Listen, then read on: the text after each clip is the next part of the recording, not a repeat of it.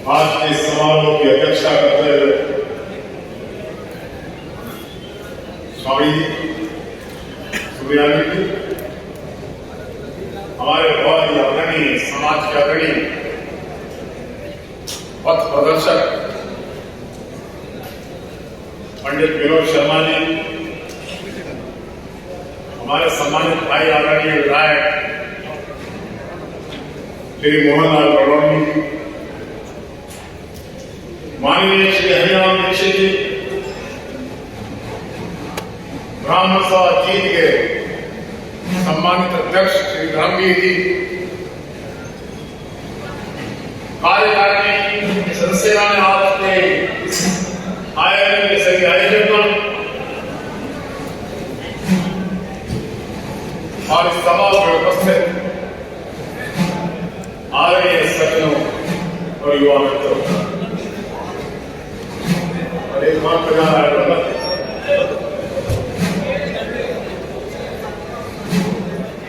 हमको तो इस प्रकार के प्यार भावों को सुनने की आदत है।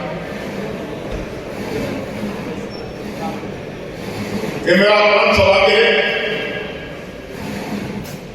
कि आज के सामाजिक कार्यक्रम में आप सबके समक्ष मुझे अपनी उपस्थिति दर्ज कराने का अवसर मिला। मैं समाज के अग्रणी युवाओं, कल का हमारा भविष्य, हृदय की गहराई से धन्यवाद करता। हम विभिन्न विचारधाराओं के हो सकते हैं, हमारी राजनीतिक आस्थाएं अलग हो सकती हैं, लेकिन जिस प्रकार अलग मंदाकिनी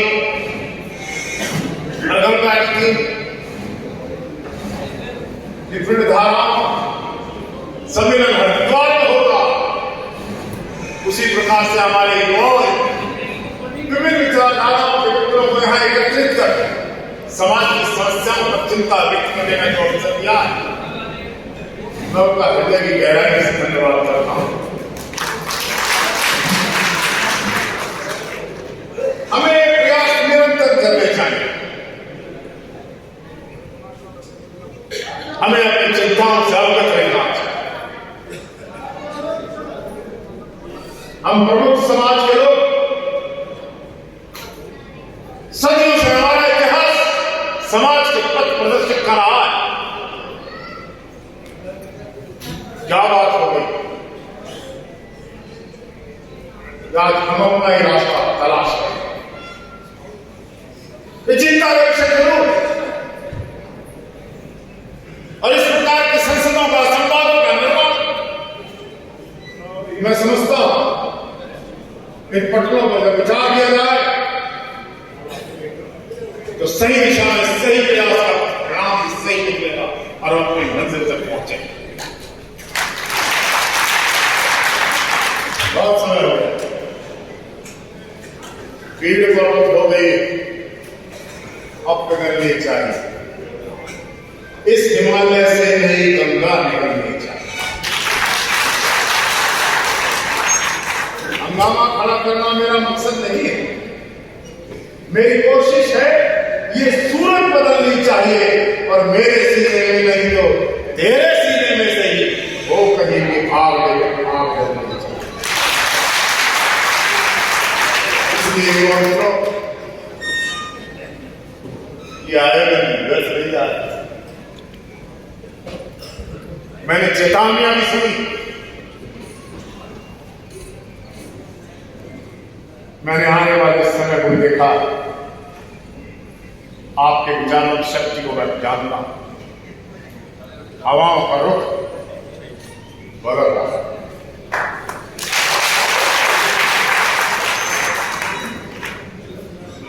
9 वर्ष हो गए, कितनी देर तक ये आशा का दीपक हम जलाए रखे। अब तो दिए में तेल भी कम हो गया, समय आया। दोष किसी को भी दी नहीं। सबने अपने समय पर प्रयास किया। 2008 में जब कांग्रेस का कार्यकारी अध्यक्ष सारा हरियाणा के ब्राह्मण वर्ग को मैंने एकत्रित कर करनाल में आयोजन किया, वहां पर मुख्यमंत्री भूपेंद्र सिंह हुड्डा हाजिर, और वहां पहली बार पंडित विनोद शर्मा जी ने इस आवाज को बुलंद किया था कि हुड्डा जी, हजारों लोग ऐसे जो जन्मांतरों से दोहली की जमीन बो रहे लेकिन उनको मालिकाना हक नहीं, इसलिए मालिकाना हक मिलना चाहिए। इसका कानून में कमियां हैं, लेकिन ये कानून और ये आवाज कब उठी, इस बात का ध्यान रखना। पंडित हरिराम दीक्षित जी चर्चा की, ये संघर्ष के प्रतीक अनेक बार हमारे पास आए, समाज को लेकर सरकार के दरवाजे खटखटाया, चेतावनी दी, और इनके प्रयासों का परिणाम कि जब मैं विधानसभा का अध्यक्ष था, पंडित विनोद शर्मा जी ने ब्राह्मणों के लिए आर्थिक आधार पर आरक्षण की आवाज विधानसभा में उठाकर इसको कानून बनाया गया।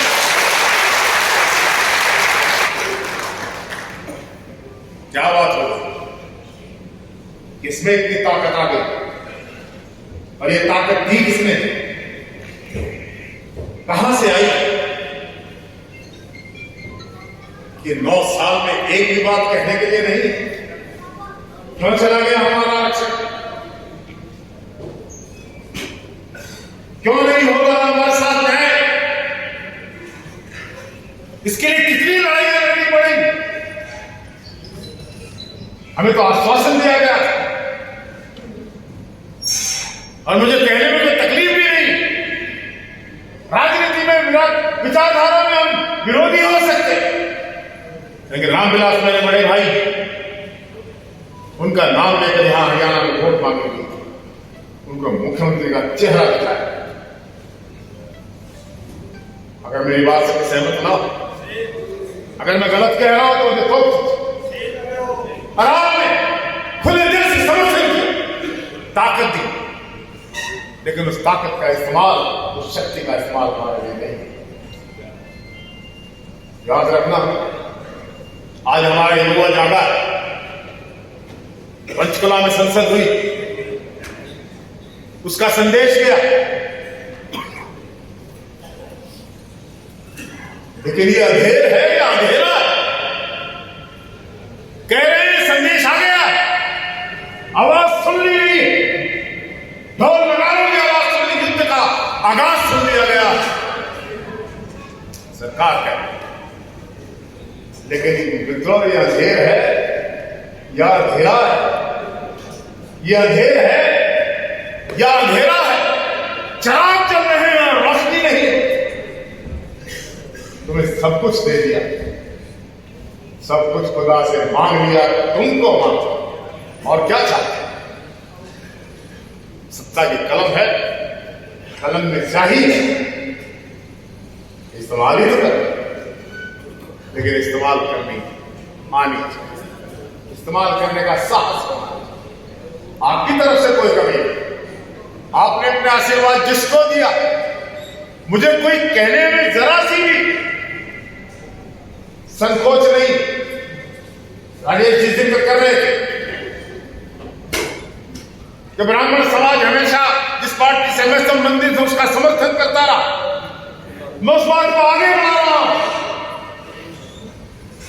कि जब तक आपका समर्थन रहा हम सत्ता में रहे, और जब आपका समर्थन चला गया,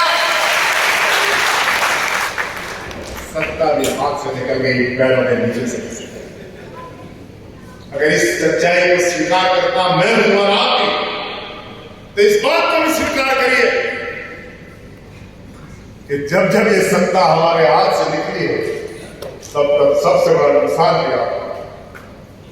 गलत कह रहा हूं तो बोलते, हमें लाभ मिलना चाहिए।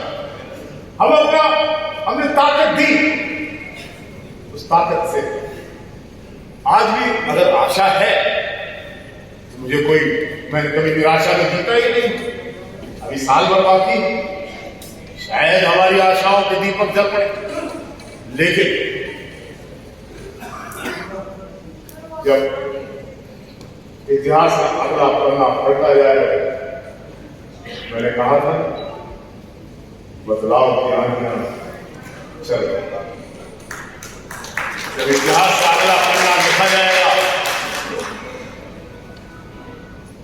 तो मैं आपके सामने अपने बुजुर्गों के चरणों में नमन करते संघर्ष के प्रतीक पंडित हरिराम दीक्षित जी को प्रणाम करते हमारे ध्वजवाहक अपनी कलम से ब्राह्मण समाज की तकदीर को लिखने वाले पंडित विनोद शर्मा की उपस्थिति में कह रहा हूं भाई कुंवरलाल जी, जब नया पन्ना लिखा जाएगा तो ये जो 3-4 बातें यहां हैं तो 8, ये कलम दे देना, इसको हम आप हमें लिखना आता है। पंडित विनोद शर्मा जी ने लिखवाया था,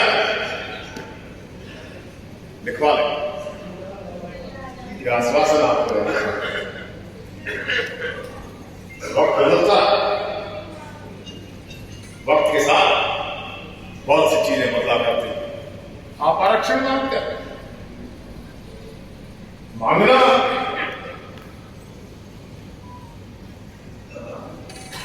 इस शब्द के इस्तेमाल से मुझे चिढ़ है, माफ करना।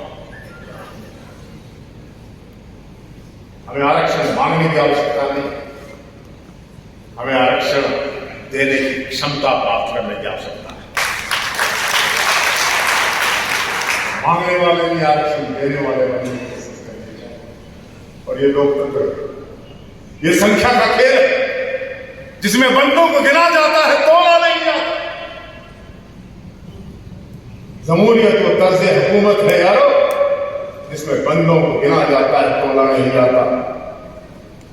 इसलिए संख्या के इस खेल में अपनी संख्या को आगे बढ़ाकर राजनीतिक शक्ति प्राप्त करनी चाहिए। जहां बुद्धि है वहीं तो बल का निवास हुआ कर। यथा बुद्धि तथा बल, इसके पास बुद्धि और हम तो कहते हैं हमारे पास है, तो बल भी है। इसलिए आदरणीय मित्रों, इन सत्संग में कड़ी किए हुए प्रयास व्यर्थ नहीं जाना चाहिए, इसको निरंतरता देनी चाहिए। गंगा की तरह अविरल धारा में बहनी चाहिए। समय आए कागज की दीवारें गंगा के प्रभाव को रोक नहीं पाए। आप आगे बढ़े, लेकिन कल की चिंता करना,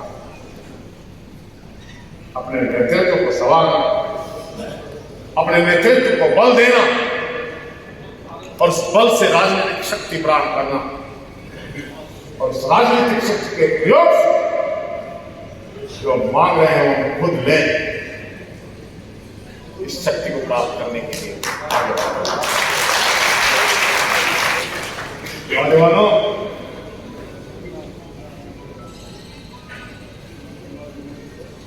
तुम ही तो हो चंद्रशेखर आजाद। कोई आजादी की लड़ाई लड़ रहा था, आप अधिकार की लड़ाई लड़ रहे हैं। ये लोकतंत्र है, इसमें लड़ना, और तुमने फिक्र की, अच्छी प्रयास अच्छा। इकबाल ने कहा तो था, जो प्रयास नहीं करेगा, जो फिक्र नहीं करेगा, जो विचार मंथन और गंतव्य की ओर नहीं आए, उसका भविष्य हमेशा अंधकार में रहेगा। तो फिक्र करना ना, हमारे खिलाफ तो अनेकों षड्यंत्र होते रहेंगे, कोई नहीं रोक सकता है। राजनीति ये षड्यंत्रों का खेल है, अनेकों प्रकार से हो रहे हैं, होते रहेंगे। तो फिक्र करना ना, मुसीबत आने वाली है। तेरी बर्बादियों के मशवरे हैं आसमानों में, तेरी बर्बादियों के मशवरे हैं आसमानों में। न समझोगे तो मिट जाओगे ऐ हिंदुस्तान वालों। और इसमें भाइयों कह रहा हूं, न समझोगे तो रुक जाओगे। हिंदुस्तान वालों, तुम्हारी दास्तां भी न होगी दास्तान होगी। इसलिए इतिहास के पन्नों में अपना नाम दर्ज करवाने के लिए संघर्ष की राह पर चलो। आज पीला गले में पट्टा है, कल को सिर पर भाई रामपुर की तरह केसरिया होगा।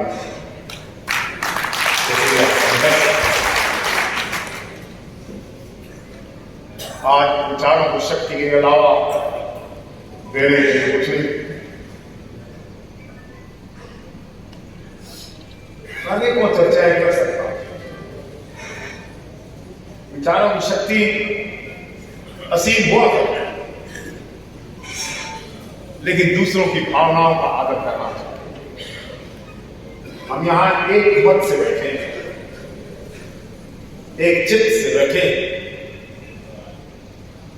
इसलिए किसी पर कटाक्ष या किसी के सम्मान एक शब्द भी निकलना, समझता हूं सिर्फ मंच की सम्मान, सबका सम्मान करना।